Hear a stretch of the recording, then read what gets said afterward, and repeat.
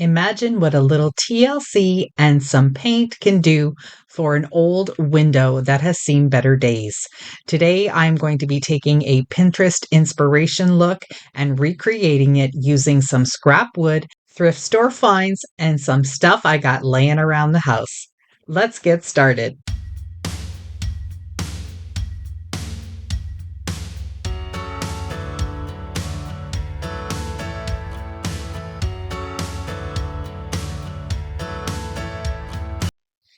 This old window came from my cottage when we replaced them and put new ones in.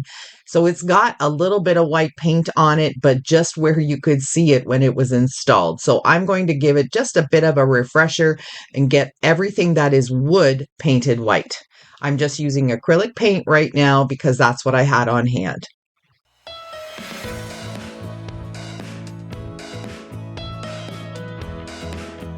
I'm using some 60 grit sandpaper here just to pull back some of the original paint and show the wood, but this paint had been on there for a really long time and it was pretty tough for me to get that without really hurting my hands.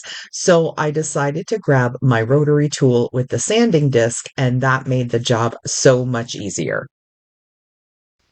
This also made it super easy to get right down to the bare wood and then actually distress it in a few more spots, like in the middle where the paint was, just to look like it had been chipped off. I'm doing that here right now, and using this was perfect. I don't know why I never thought of this before. If you're interested in a rotary tool like this, I'll have something listed in my Amazon store. They are lifesavers when it comes to working with projects like this.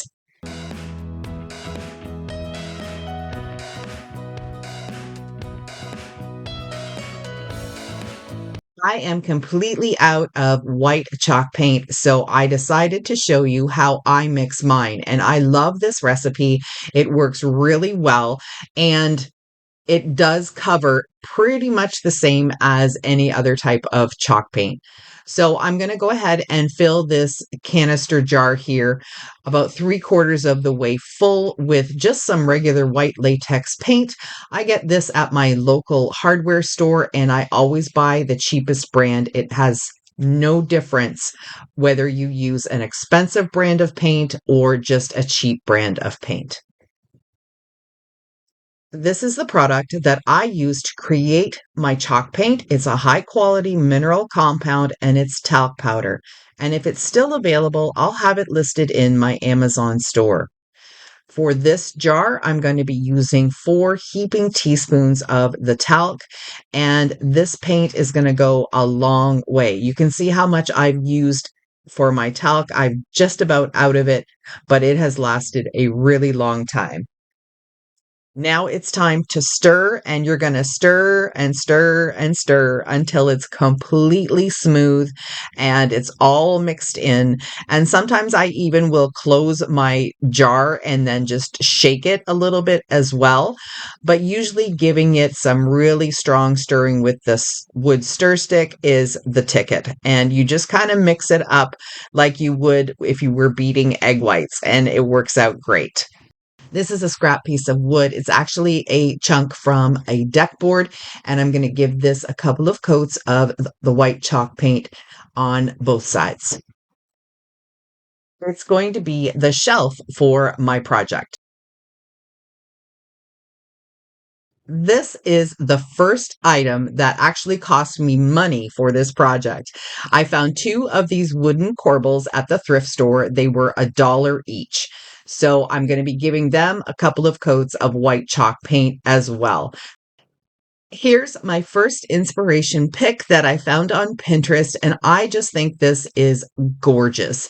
And I'm not sure about the decor on top. It looks like this might be in a bathroom, but I really love the corbels, the shelf on top, and the hooks on the side.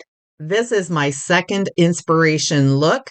This has more of the dark tones for the shelf, and the corbels on here are iron and they're black. But I really liked the look of the baskets hanging off the hooks, although I do feel that these baskets are a little too big. All of the pieces of the window once they come together, need to look cohesive. So everything is going to be getting some sanding, some chipping off of paint to make it look old and rustic. For the interior of the piece of wood, I'm using the rotary tool just because I really liked the effect it had on the window. So I wanted all of this to be cohesive and look like it all belongs together.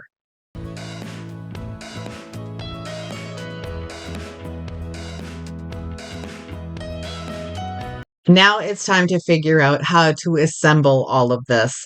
I ended up just having the corbels more of a decorative look for these rather than supporting the shelf. And I did have to figure out a few different ways of what I was going to do. At first, I thought I could just glue the corbels on, but I should have applied the shelf first because when I started to apply the shelf, the corbels, of course, popped off. So that's where the decision came in to just keep the corbels as a decorative accent.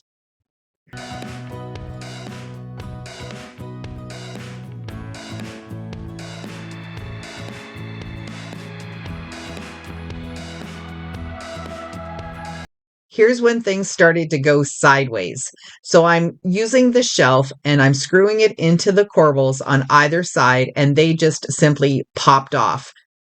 The glue wasn't set yet. I was too impatient and I didn't screw those into the window, which is something I should have done if I wanted them to be support pieces.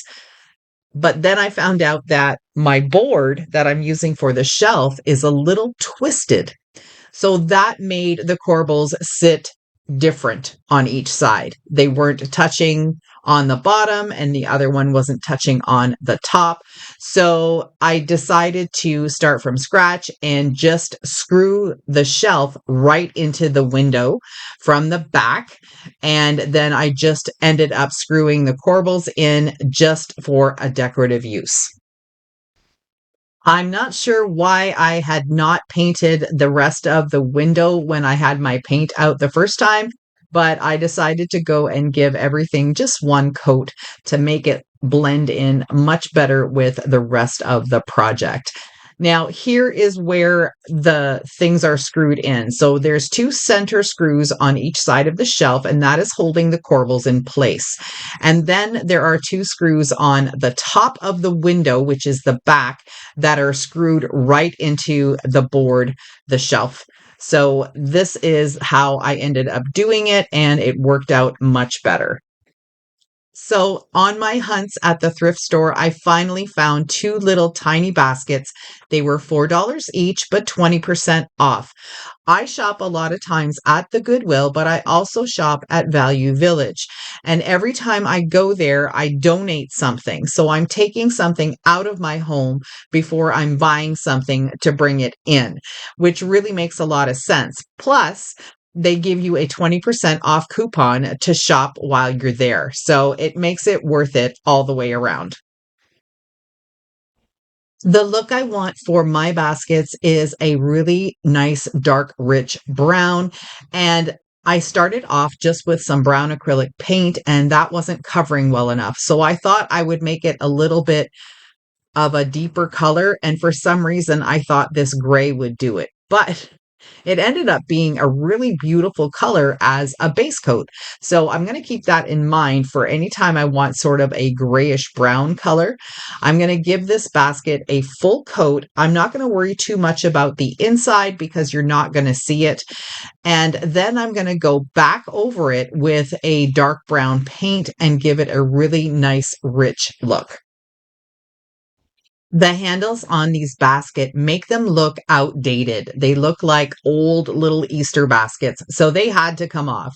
And then I thought, well, could I use them and create a smaller handle on it? But that didn't work either because the wood or the wicker or whatever it is was really stiff and I couldn't bend it into the places where I wanted it to bend. Instead, I decided to take some of this wired twine and feed it through the basket, just make a loop and then twist it off so it would be nice and sturdy. I made the handles on the shorter side because I really didn't want to be able to see them as they were hanging on the hook. I wanted them to be camouflaged. And with it being wire, I was able to shape the handle exactly the way I needed it. These grapevine and rattan balls are perfect to put in a little basket like this and just poke in the stems of your greenery. You don't even have to glue it in. So I'm always on the lookout for these when I go to the thrift store. This one I happen to have in my stash, and all of these greens I had in my stash as well. So I'm not spending another nickel on this project right now. For this project, I'm repurposing a sign that I made, I think, last year. I'm always keeping things because I like to change up my decor just a little bit once in a while. So if I'm not using something, I just throw it into my storage room, and I know at some point I'm going to be able to use it, especially when they're these wood block signs. I'm giving this one coat of this bluish chalk paint, which is the theme of the room that I'm going to be putting this in. Now, I'm not sure about this design, so I'm going to need some help from you guys. Let me know what you think of the finished design, if you would have done it any differently, if it's too blue, because I'm kind of thinking it might be a little too blue. I love this shade of blue, but then when I create something with it, I kind of look at it and go, is it too bright? I'm not sure. Anyway, maybe I should have done it white and done the stenciling part of it blue. Give me your thoughts. I love to hear the ideas that you guys can come up with. Once I had the floral design the way I wanted it, I just took the rest of the paint that was on the brush and went over all of the corners and the edges just to bring out a little bit more of some details. I've already outlined the lettering that I want to put on this sign. It's going to spell out "Be Our Guest." And I'm using this liquid chalk paint. And you can see here that it's not very dark. So what I'm going to need to do is just take it over to the cardboard, push the nib down, and release some more of that ink. And then it's going to work great. Everything from this project is going into my newly renovated guest room. So I thought it would be fitting. To fill up some of the spaces in between the floral stencil, I'm using the chalk paint to just create some dots. And I think that just helps to pull it all together. Now, I am not a gold person, but I decided to grab this gold pen and just give each of the little florals a little dot in the center because I'm going to be putting a gold handle on the top of it. And you can kind of see it down in the left-hand corner. And I thought that would just kind of, again, bring everything together and make it look like they belong together. This handle I had in my stash, and since it's going to be just a decorative piece, I'm going to use hot glue to attach it to the top. And then as I was looking at this little sign, I thought, wow, it kind of looks like a suitcase. So I thought that would be perfect for in my guest room. Now, let's take a look at how it all came together.